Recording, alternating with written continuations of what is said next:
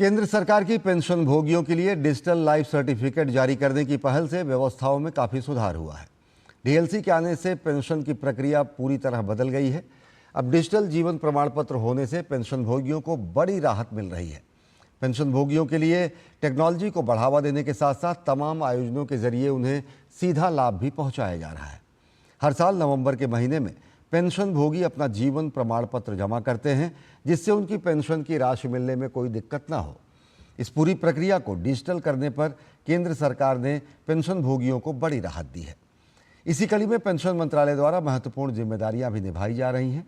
इन्हीं सब विषयों पर कार्मिक, लोक शिकायत और पेंशन मंत्रालय के सचिव वी श्रीनिवास से बात की हमारे संवाददाता गौरव श्रीवास्तव ने। पेंशन भोगियों के कल्याण के लिए केंद्र सरकार लगातार अग्रसर होकर काम करती जा रही है और इसीलिए अब की बार भी पेंशन भोगियों के लिए तमाम ऐसी योजनाएं हैं और साथ ही साथ जो तमाम आयोजन किए गए, तमाम ऐसे कैंपेन्स हैं जो रखे गए हैं। और अब की बार भी बड़े पैमाने पर जो डीएलसी है यानी कि डिजिटल लाइफ सर्टिफिकेट है उसको दिया जा रहा है। ऐसे में बात करने के लिए हमारे साथ यहाँ पर पेंशन कल्याण विभाग के ही सचिव हमारे साथ यहाँ पर जुड़ रहे हैं। सबसे पहला तो सवाल मेरा यही है, जिस तरह से तमाम आयोजन किए गए हैं, अभी आगे के जो तमाम कैंपेन्स किए जा रहे हैं वो किस तरह से है और आयोजन कितना बड़ा रूप लेता हुआ नजर आ रहा है? राष्ट्रव्यापी डिजिटल लाइफ सर्टिफिकेट कैंपेन दिनांक 1 नवंबर से 30 नवंबर तक 800 शहरों में लगभग 1950 कैंप्स के माध्यम से और 1100 नोडल ऑफिसर्स के माध्यम से लागू किया जा रहा है।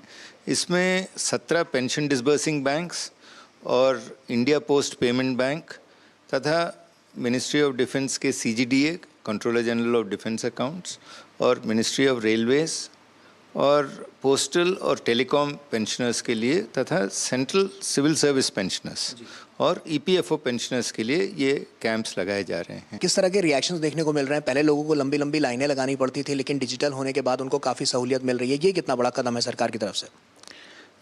ये बहुत बड़ा सहूलियत का कदम है और माननीय प्रधानमंत्री जी ने अपनी मन की बात कार्यक्रम में इसका जिक्र किया था कि डिजिटल जीवन प्रमाण पत्र आने के बाद जो कई वयोवृद्ध सुपर सीनियर पेंशनर्स हैं, जो 80 वर्ष के भी ऊपर आयु के पेंशनर्स हैं, उनमें भी 5.5 लाख पेंशनर्स ने डिजिटल जीवन प्रमाण पत्र सबमिट किए हैं। तो टेक्नोलॉजी एडॉप्शन, अगर आप बुजुर्ग भी रहते हैं तो कई वॉलंटियर्स हैं, यूथ वॉलंटियर्स, जो आगे आके उनकी हैंड होल्डिंग करके उनके द्वारा डिजिटल लाइफ सर्टिफिकेट्स प्रेजेंट करा रहे हैं। नवंबर महीना इसके लिए कहा जाता है, 30 तारीख आने वाली है, तो ऐसे में अगर कुछ लोग इसमें छूट जाते हैं तो क्या उनके लिए भी कोई सहूलियत हो सकती है? क्या उसका भी कोई दायरा बढ़ाया जा सकता है या 30 नवंबर ही आखिरी तारीख होगी? रेसिडुअल पेंशनर्स काफ़ी मात्रा में रहते हैं हर साल, जो नवंबर 30 तक कंप्लीट नहीं कर पाते। इनको दिसंबर 31 तक सबमिट करने का वक्त रहता है, तो दिसंबर 31 तक उनकी पेंशन में कोई डिसरप्शन नहीं रहेगा। और अगर फिर भी कुछ पेंशनर्स जनवरी तक स्पिल ओवर होते हैं तो उनके लिए डिजिटल लाइफ सर्टिफिकेट सबमिट करने के बाद पेंशन दोबारा शुरू होगा। केंद्र सरकार है वो लगातार पेंशन भोगियों के लिए लगातार काम करती हुई नजर आ रही है और इसीलिए तमाम आयोजन भी किए जा रहे हैं। और ये आयोजन जो है वो अपने आप में नए कीर्तिमान भी रच रहे हैं, क्योंकि जो टारगेट सेट किया गया था उस टारगेट के बेहद अब करीब पहुंचते हुए नजर आ रहे हैं। तो आने वाले कल में जो पेंशन भोगी हैं उनके लिए जो तमाम सरकार द्वारा जो कवायद की जा रही है उसका सीधा फायदा उन तक मिलता हुआ नजर आएगा। कैमरा पर्सन मनमोहन के साथ मैं गौरव श्रीवास्तव, डीडी न्यूज। पूर्वोत्तर भारत में सामाजिक कार्य करने के लिए प्रख्यात माय होम इंडिया